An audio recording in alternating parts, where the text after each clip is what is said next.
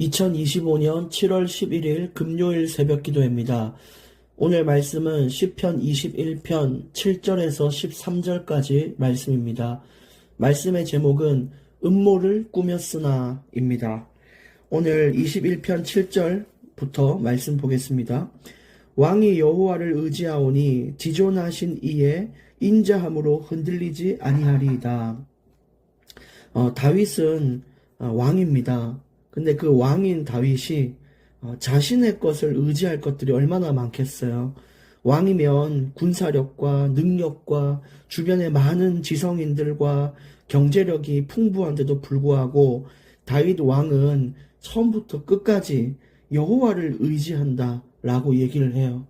이름은 자기가 직분은 왕이지만 결국 자신은 하나님이 세운 그냥 이 땅에 하나님의 뜻을 이루는 심부름꾼임의 꾼이다. 이런 내가 거기에 한정적이다라는 것을 인정을 했고 내 모든 자리, 직분, 나의 모든 환경도 하나님이 주신 축복인 것을 알기 때문에 늘 겸손한 마음으로 주께 감사를 드렸고요.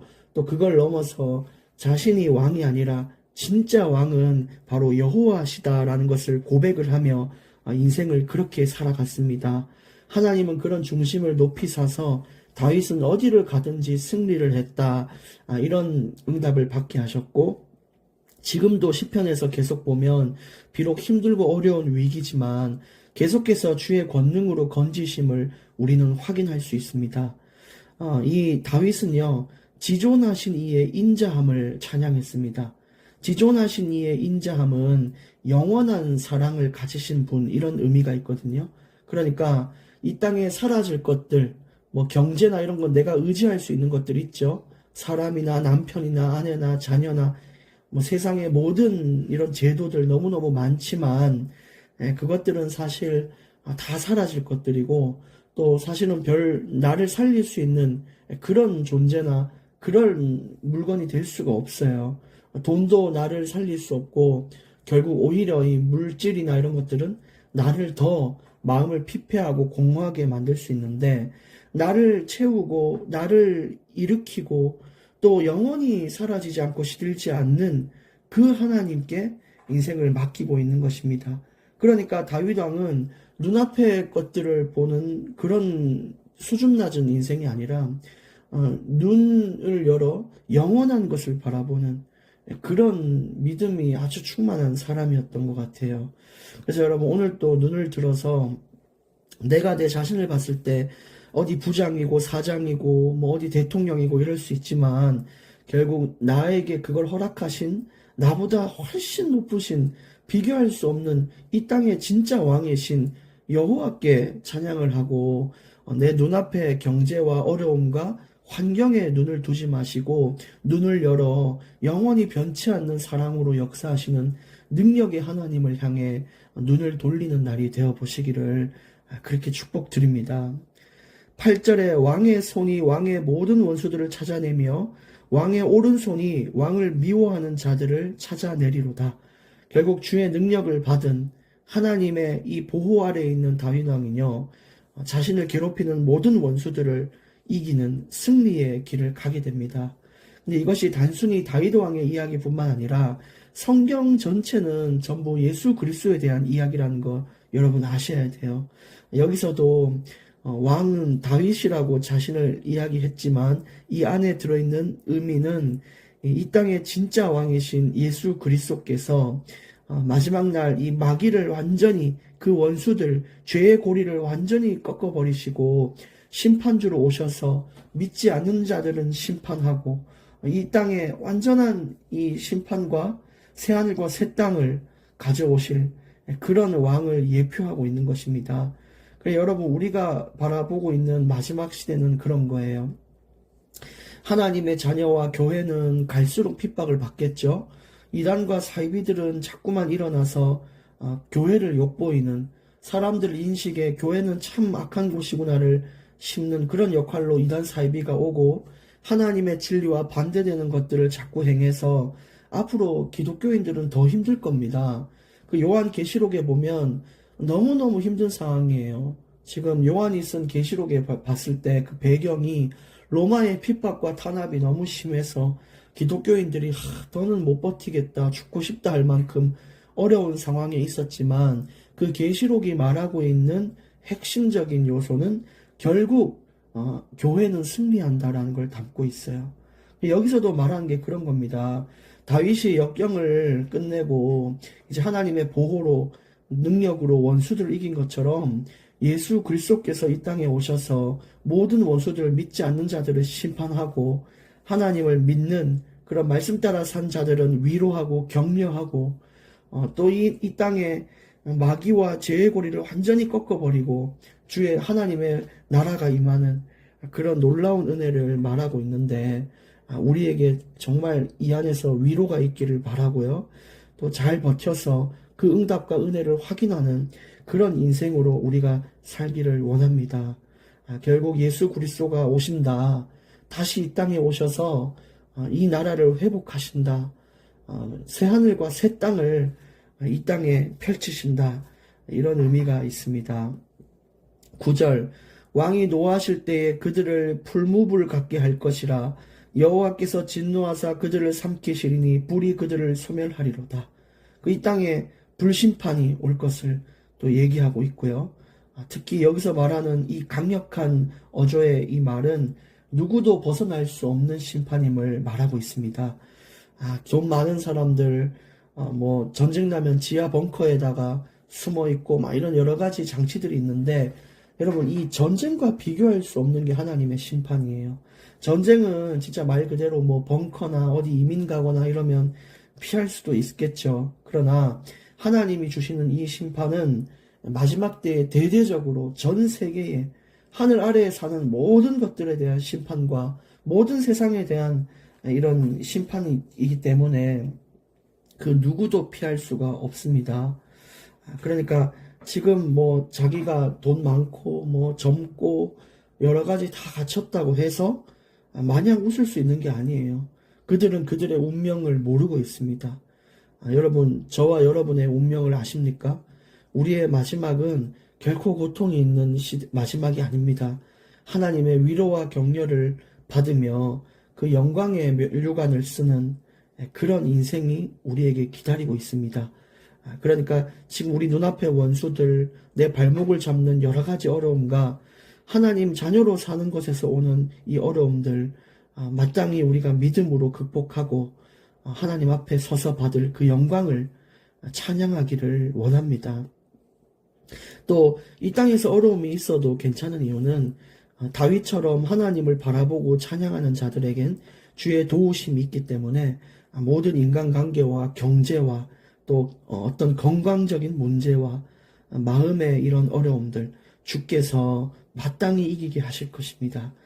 10절 왕이 그들의 후손을 땅에서 멸하며 그들의 자손을 사람 중에서 끊으리로다. 이게 보니까 지금 악한 집안과 가문들 계속 성경에 보니까 악한 집안 가문들은 그 대대로 악해지고 악이 번성하는 이런 일들이 너무 많아요.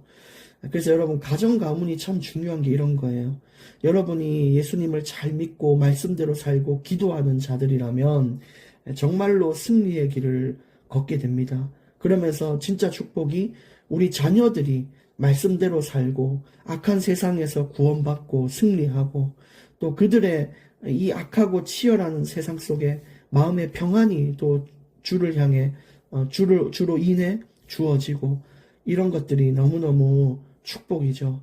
그래서 믿음의 복음의 진짜 명문 가정이 가문이 되시기를 힘쓰십시오.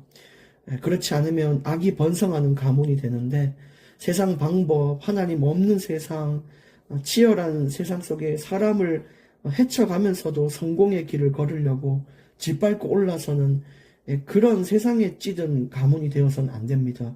그것은 심판을 면하지 못하는 가문이고 자녀들은 갈수록 인생의 피폐함을 겪게 될 겁니다. 그것처럼 오늘 그 악을 행하는 가문의 후손들까지 멸한다는 것은 이 죄의 번성과 악의 번성을 끊으라는 하나님의 놀라운 명령이 담겨져 있고 또 실제 그렇게 하신다는 것을 나타내고 있어요. 우리의 자녀들을 바로 세우는 방법 첫 번째가 뭐냐? 많지만 첫 번째만 알려드립니다. 바로 나부터 그 1세대부터 바로 서는 것입니다. 그래야 그 밑에 후대들은 여러분의 영향을 많이 받기 때문에 여러분을 보고 인생을 배웁니다. 근데 돈 없으면 아무것도 못하는구나.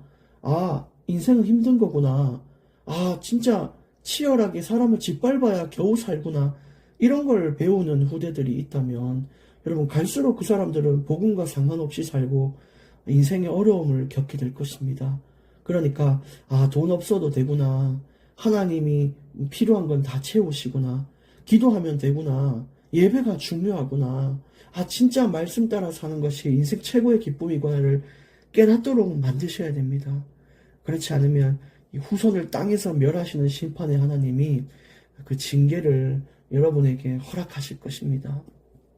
11절 비록 그들이 왕을 해하려 하여 음모를 꾸몄으나 이루지 못하도다. 여러분 세상의 모든 지성인과 지식인들, 경제인들 이런 사람들이 음모를 꾸며서 힘을 합쳐서 여러분 한 사람을 넘어뜨린다고 생각해 보세요. 얼마나 무서워요. 군대들이 힘을 합치고 경찰들 다양한 이런 조직 폭력배들 다 힘을 합쳐서 여러분을 죽인다고 생각해 보십시오. 안 두렵습니까? 그러나 이 모든 음모를 꾸며도 다윗 왕을 죽이려고 사람들이 얼마나 음모를 꾸몄어요. 군대가. 근데 하나님이 허락하지 않으면 결코 그 일은 이루어지지 않는다는 것입니다. 아무리 음모를 꾸며도요. 하나님 앞에서는 다 헛수고예요. 그래서 참새 한 마리가 떨어지는 것도 계획하시는 하나님께서 우리 인생에 결코 그렇게 쉽게 문제를 허락하시는 분이 아닙니다. 분명히 중요한 계획과 응답과 은혜를 감추어 두시고 우리에게 허락하셔서 그 문제가 있는 것이고 그런 것들을 우리가 알고 주의 뜻을 헤아려 살아가는 게 중요해요. 그리고 더 나아가 우리 인생을 이렇게 살다가 망하면 어떡하냐, 죽으면 어떡하냐, 난 이제 인생 끝난 거 아니냐 생각을 해도 하나님이 허락하지 않으면 그렇게 되지 않습니다. 근데 하나님께서 영원한 사랑, 지존하신 이의 인자함을 가지신 그분이 정말 하나님을 의지하는 자에게 결코 그 멸망을 허락하시겠습니까? 결코 허락하지 않으십니다. 그러니까 우리가 무너질 생각, 죽는 생각 이런 것들 버리시고 하나님의 뜻을 헤아리는 것이 중요합니다. 모든 것을 하나님께 감사와 영광을 돌리는 것이 중요합니다. 12절 왕이 그들로 돌아서게 하며 그들의 얼굴을 향하여 활 시위를 당기리로다. 그렇게 음모를 꾸민 자들은요 오히려 공개적으로 심판을 받아요. 이 하나님 자녀를요 막 이렇게 업신여기고 망신 주려고 공개적으로 이렇게 음모를 꾸며서 공격한 사람들은 하나님이 공개적으로 기독교인을 욕한 자들, 하나님을 욕한 자들의 철저한 멸망을 공개적으로 보이시고 또 하나님 자녀 앞에서도 그 원수가 무너지는 걸 보시며 하나님 자녀의 자존감을 높이고 하나님의 살아계심을 나타내고 증명하는 것입니다. 그러니까 여러분 공개적으로 받는 핍박 두려워하지 마십시오. 여러분에게 한 만큼 공개적으로 그들은 아주 치욕스러운 인생을 걷게 될 겁니다. 13절 여호와여 주의 능력으로 높임을 받으소서 우리가 주의 권능을 노래하고 찬송하게 하소서. 그래서 다윗은 그 하나님의 심판까지도 이렇게 찬양하고 그 뜻을 높이고 있습니다. 주님의 그 위엄과 권능을 노래하고 있습니다. 여러분 우리 인생이 어떻게 흘러가든 주의 권능과 주님의 계획과 그 은혜 아래에서 살고 있음을 오늘 노래하고 찬양하시고 마음껏 기뻐하시길 바랍니다. 그리고 눈을 들어 눈앞의 현실을 볼 때는 한숨만 나오지만 눈을 열어서 하나님의 살아계심과 지존하신 이의 인자함을 볼 수 있는 눈을 열어달라고 기도하시고 오늘 하루도 마음의 평안을 가지고 승리하십시오. 결코 세상은 여러분을 무너뜨릴 수 없습니다. 왜냐? 하나님의 허락이 필요하기 때문입니다. 기도하겠습니다. 하나님 감사합니다. 오늘 말씀으로 정말 오늘 또 우리 인생의 기쁨의 이유를 찾게 하시니 감사합니다. 우리가 회사에서 높은 직분일 수 있고 또 어디서 대단한 사람으로 착각할 수 있지만 결국 우리 인생을 그렇게 세운 분이 하나님임을 믿고 하나님께 찬양하게 하시고 감사하게 하시며 또 우리가 정말 힘들고 어려운 역경의 상황이 있을지라도 주의 놀라운 권능으로 역사하실 하나님을 바라보며 믿음 가지고 승리하게 주시옵소서. 또 우리가 잘 서고 바로 서서 우리 후대들 또 우리 가정 가문이 살아날 수 있도록 정말 심판이 아닌 주의 은총을 받는 가문이 되도록 역사하여 주옵소서. 예수님의 이름으로 기도합니다. 아멘.